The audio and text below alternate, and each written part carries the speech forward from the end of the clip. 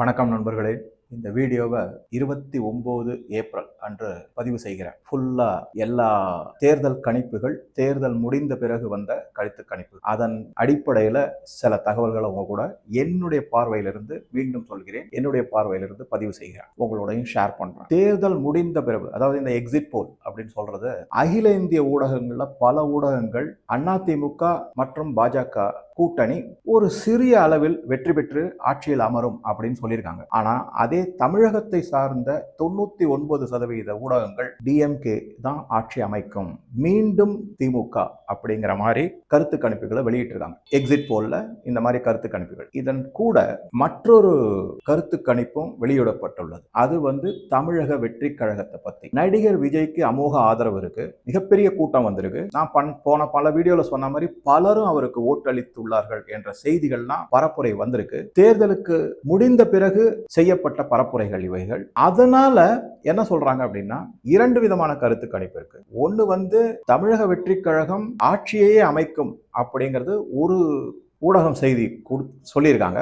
மற்ற சிலர் என்ன சொல்லியிருக்காங்கன்னா, 25 to 30 இடங்கள்ல தமிழக வெற்றி கழகம் வெற்றி வாய்ப்பு கிடைக்கும் அப்படின்னு சொல்லியிருக்காங்க. சோ நம்ம ரெண்டு முக்கியமான விஷயத்தை பார்க்கணும். ஒன்று திமுக மீண்டும் ஆட்சி அமைக்கும், தமிழக வெற்றி கழகம் ஏதோ ஒரு ஊடகத்தின் மூலமா கணிப்புப்படி ஆட்சி அமைக்கும், அல்லது 25 to 30 இடங்கள்ல வெற்றி பெறும் அப்படிங்கிறது. இதை நம்ம கொஞ்சம் நல்லா கவனிக்கணும். இதுக்கு அடுத்ததா என்ன வருது அப்படின்னு பாத்தீங்கன்னா, நான் இந்த தேர்தல் கணிப்பு வருவதற்கு முன்னாடியே, அதாவது தேர்தல் நடப்பதற்கு முன்னாடி 23/4/26 முன்னாடியே பல கருத்து கணிப்புகள், அது ஒப்பீனியன் போல்னு சொல்லப்படுது. இது எக்ஸிட் போல், அது ஒப்பீனியன். அகில இந்திய ஊடகங்கள் ஒன்றிரண்டில், குறிப்பா ஒரு ஊடகத்துல, அதுவும் தமிழ்நாட்டை சேர்ந்த பிரபலமான ஒருத்தர் நடத்திய ஒப்பீனியன் போல், அதன்படி ஏடிஎம்கே மற்றும் பாஜக கூட்டணி வெற்றி பெறும் என்ற அறிவிப்பு வர இருந்தது.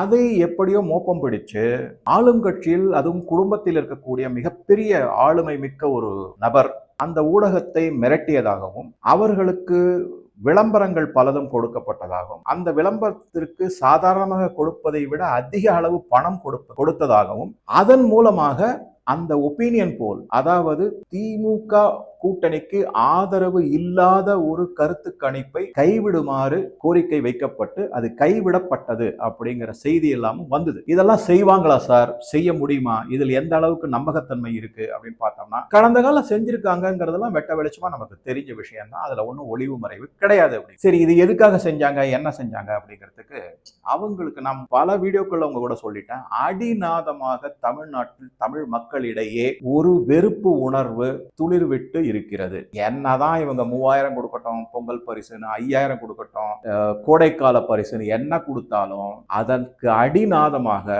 நான் சொன்ன மாதிரி ஒரு 100 பாயிண்ட்ல பேஸ் பண்ணி இவர்கள் இப்ப ஆட்சியில் இருக்கக்கூடிய திமுக மீது அடிநாதமாக ஒரு வெறுப்பு உணர்வு இருக்கு.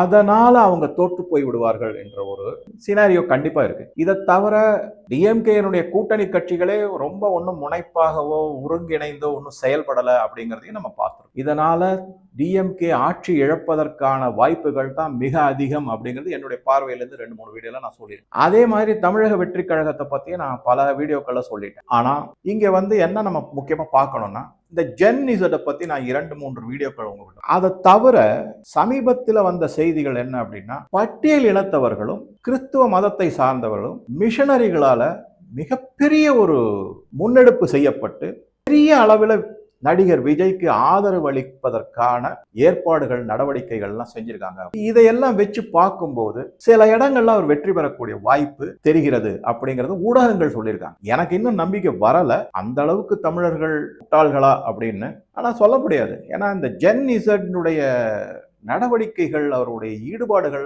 அந்த பரவச நிலைன்னு நான் போன வீடியோல சொன்னதெல்லாம் பார்க்கும்போது சாத்தியக்கூறுகள் இருக்கக்கூடும் அப்படிங்கிறதுக்கு நானும் தள்ளப்பட்டு விட்டேன்.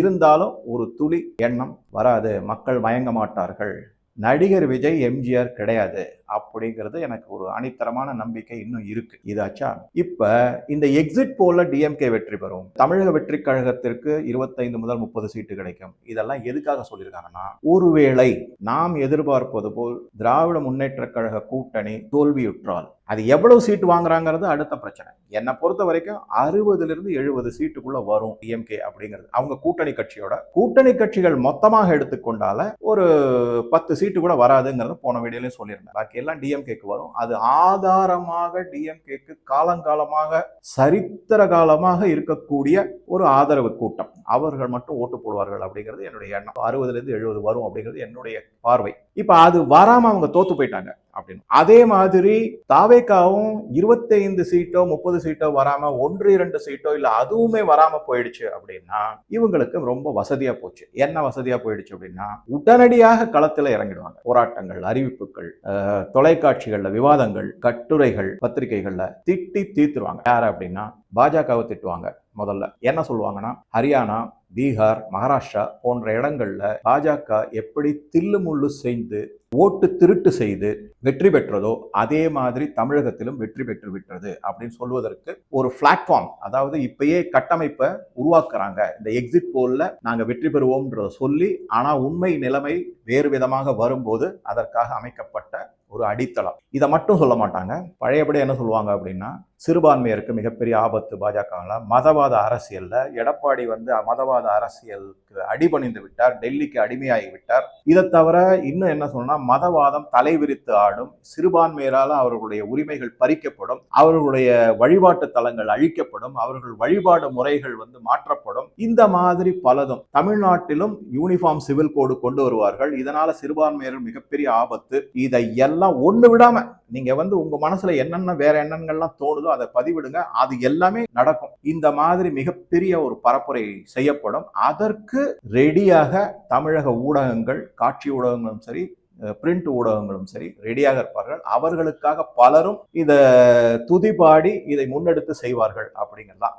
அது ஒண்ணு. இதுல என்ன செய்வாங்க அப்படின்னா, தான் தனியா போராடினாக்க, இதுக்கு எதிர்த்து அறிக்கைகளோ எதுவோ செஞ்சாலோ, அதாவது உண்மையான தேர்தல் முடிவுகளுக்கு தனக்கு சாதகமாக வராவிட்டால் எந்தெந்த மாதிரி குற்றச்சாட்டுகளை மத்திய பாஜக அரசின் மீதோ இல்ல ஏடிஎம்கே மீதோ, எலெக்ஷன் கமிஷன் மீதோ, தேர்தல் ஆணையம், தலைமை தேர்தல் ஆணையர் திரு ஞானேஸ்வர் குமார் அவர்கள் மேலேயோ எல்லா விதமான குற்றச்சாட்டுகள் எல்லாரும் வச்சு, இது தவிர கோர்ட்லயும் கொண்டு போய் கேஸ் எல்லாமும் போடுவாங்க. அதுக்கு துணையாக தன் கூட யாரையாவது சேர்த்துக்கணுங்கிறதுக்காகத்தான் இந்த எக்ஸிட் போல்ல தாவேகா ஆட்சிக்கு வரும் அப்படிங்கிற ஒரு ஒப்பீனியனும், அதே மாதிரி 25-35 சீட்டு வரும், 30 சீட்டு வரும் அப்படிங்கிற ஒரு கருத்தையும் திணிக்கப்பட்டுள்ளது அப்படிங்கிறதா என்னுடைய பார்வை. இப்ப அவங்க குறைஞ்சாங்கன்னா என்ன பண்ணுவாங்கன்னா, தாவேகா தொண்டர்களையுமே ஊடகங்கள் மூலமாகவும், சமூக ஊடகங்கள், வலைதளங்கள் மூலமாகவும் அவர்களை உசுப்பேத்தி போராட்டத்துல ஈடுபட வைப்பாங்க. ஜென் இசடுக்கு என்னைக்குமே உணர்ச்சி பொங்க இருப்பாங்க. அதனால தன்னுடைய தலைவன் எப்படி தோல்வி அடைய முடியும், அதுலதான் நான் சொன்ன மாதிரி இவ்வளவு பெரிய கூட்டம் வந்தது. யாரை கேட்டாலும் நாங்க நடிகர் விஜய்க்கு தான் ஓட்டு போட்டிருக்கோம்னு சொல்லியிருக்காங்க. எப்படி இவ்வளவு குறைவான இடங்கள்ல அவர் வெற்றி அடைய முடியும்? இது நடக்கவே முடியாத காரியம். இதுல கண்டிப்பா மொத்தம் தேர்தலில் தில்லுமுள்ளு பாஜகவும் ஏடிஎம்கேக்கும் செஞ்சிருக்காங்க.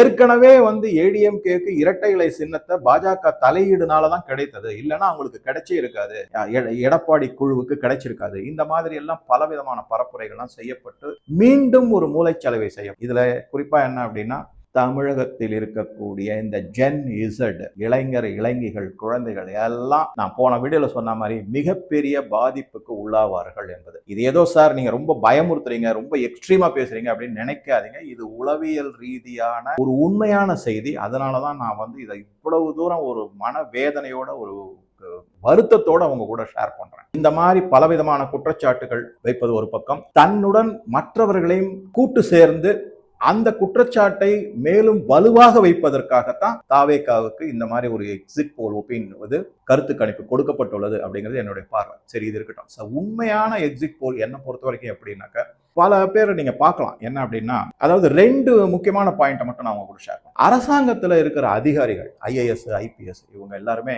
அவங்களுக்கு எந்த பக்கம் ஆட்சியினுடைய அதிகாரம் காற்று வீசுகிறது அப்படிங்கறத அவங்க ஓரளவுக்கு அவங்களால கணிக்க முடியும். அதனால அவங்க என்ன பண்ணுவாங்கன்னா, எந்த ஆட்சி போக போகுது, எந்த ஆட்சி வரப்போகுதுங்கிறத ஒரு மனநிலையில டக்குன்னு அந்த பக்கம் சாயறதுக்கு பார்ப்பாங்க. அந்த மாதிரி பார்க்கும்போது ஒரு சில நிகழ்வுகள் நடந்தது. அதிமுக கட்சியினுடைய தலைவர் திரு எடப்பாடி பழனிசாமி அவர்கள் விமான நிலையத்திலிருந்து வெளியில வரும்போது சில IAS IPS அதிகாரிகள் அவருக்கு பூங்கொத்து கொற்று வரவேற்றார்கள் அப்படின்னு அந்த ஒரு வீடியோ பார்த்தேன். சில பேர் என்ன போட்டாங்க, சார் இது வந்து பழைய வீடியோ, இதை நம்பாதீங்க அப்படின்னு மாதிரி போட்டிருந்தாங்க. இருந்தாலும் பல பேர் ஒரு மறைமுகமான செய்தியை பரப்பிக்கிட்டு வராங்க. IAS IPS அதிகாரிகள் வந்து தயாராயிட்டாங்க அப்படிங்கிற செய்தியை பரப்பிக்கிட்டு வராங்க. இதுல இருந்து இதுதான் உண்மையான எக்ஸிட் போலினுடைய கருத்து கணிப்பு அப்படிங்கிறது என்னுடைய பாயிண்ட். எப்பவுமே இது நடக்கும். அடுத்ததா இது வந்து இன்னும் முக்கியமானது என்ன அப்படின்னா, டிஎம்கேக்கு இதுவரைக்கும் ஆதரவாக இருந்தவர்கள் போன ஆட்சியில அதாவது ADMK ஆட்சிக்கு